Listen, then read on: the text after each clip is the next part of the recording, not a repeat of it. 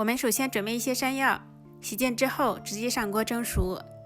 大家如果对山药不过敏的话，可以直接削皮切块之后再蒸，这样更容易熟。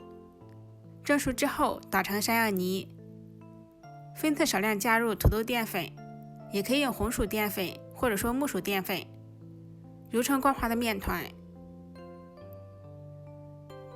再擀成稍厚的面片，切成面条状，也可以用手搓成小面鱼。全部做好之后摆在篦子上，开水上锅，大火蒸20分钟。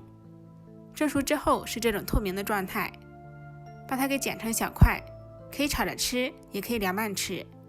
凉拌的话，我们可以加点小磨香油、2勺生抽、2勺陈醋、1点盐、1点辣椒粉，再浇一点热油，味道会更好。